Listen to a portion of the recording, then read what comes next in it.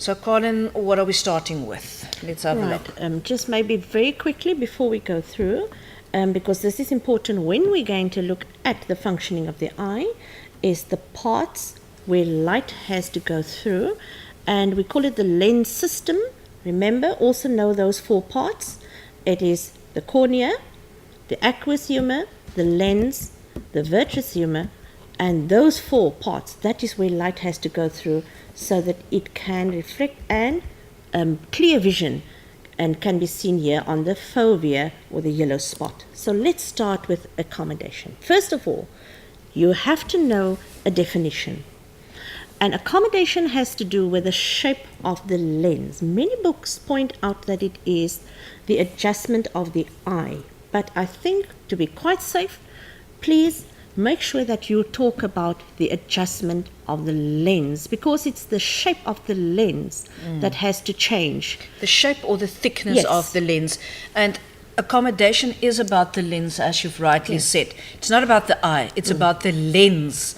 And it's, in other words, changes in the lens that enable you to see a clear picture from a distance or close by. So that is what accommodation is all about. So let's look at this.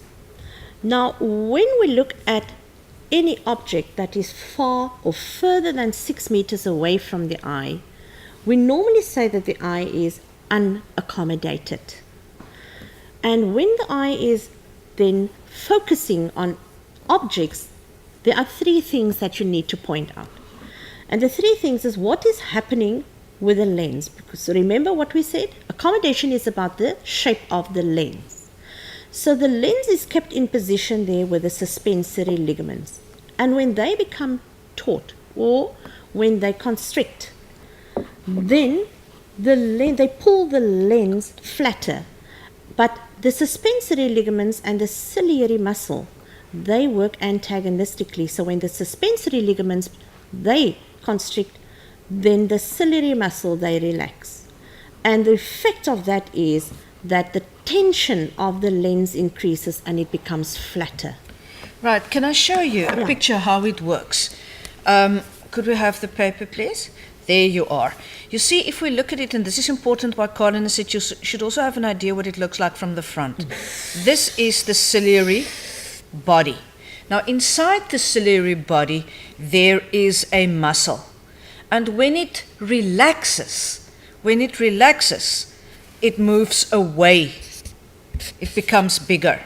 When the ciliary muscle constricts, it becomes smaller. In other words, constriction, right? Constriction, relaxing. Constriction, relaxing. Now, what you've got here is the lens. There you've got the lens.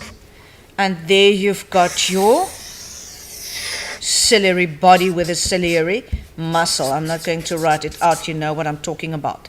If it moves away, these suspensory ligaments becomes taut.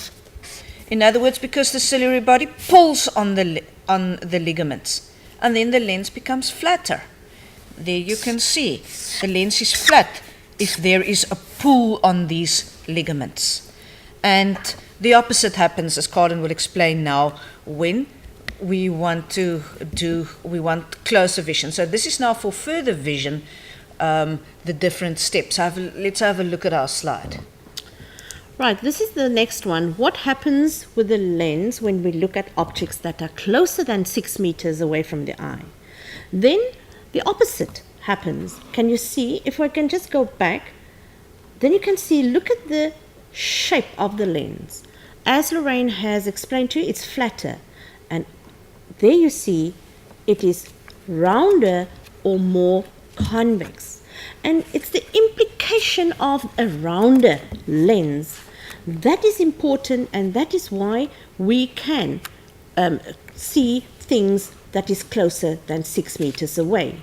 Remember, as the tension on the lens decreases because of the suspense, can you see the suspensory ligaments?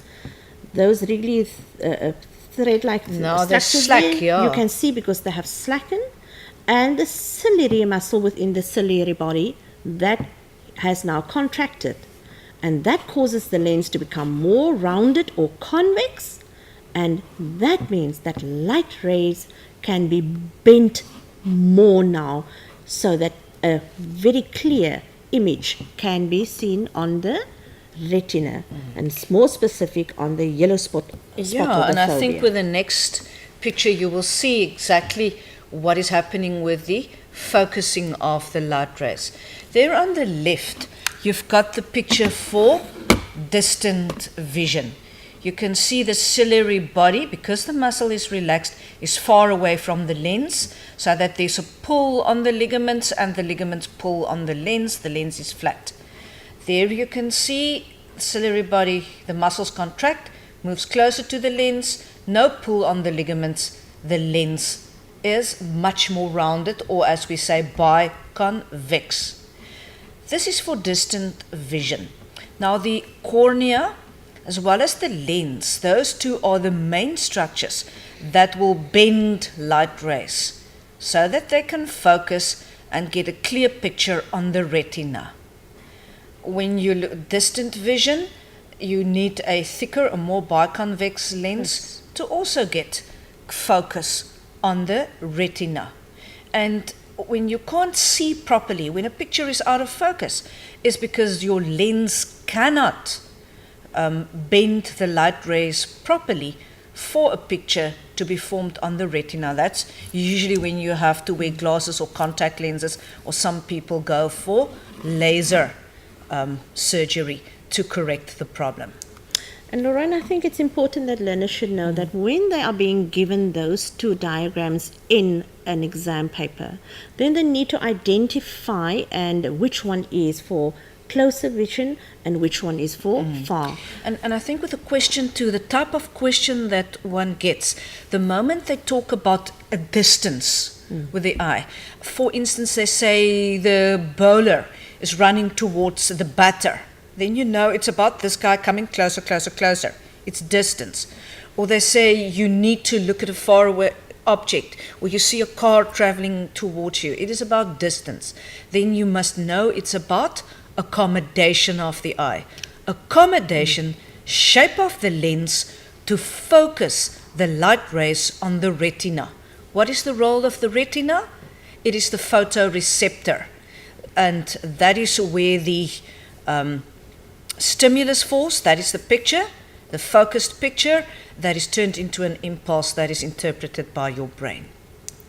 Yeah. Okay, there was a question about that, so that's why I just sort of quickly mentioned. Okay, so remember, Yeah. you must be able to identify that and look at the shape of the lens to see more specifically whether it is far vision or for near vision. Yeah, and we don't unfortunately have much time to go into it, but something that you have to look at is what happens when you can't see a picture properly.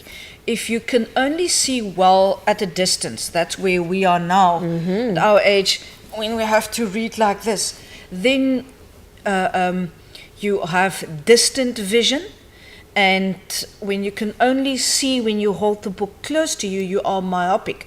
You are nearsighted, farsighted, nearsighted, and it can be a problem. So you need spectacles. I can't read close by anymore, so I need reading specs to be able to see. What do they have to do? My eye can only, at this stage, give me distant vision. It cannot accommodate anymore. So I need specs to help me with that. And you need to go and look in your textbook. Which type of lens is used to correct farsightedness, and which type of lens is used to correct nearsightedness? Yeah. Okay, and why? And maybe some other diseases, come and look at it. Mine, for instance, I also have a pair of glasses, and mine is for astigmatism. So go and Which look is up the and read. surface, uneven surface of the eye. That is where the cornea Yeah. and the lens, that shape Yeah. is no more rounded, but it has flattened. So go and look up and read. But this whole issue of accommodation is very important, Matrix, to go and make sure that you know exactly what's going on, apart from all the other things that we've said.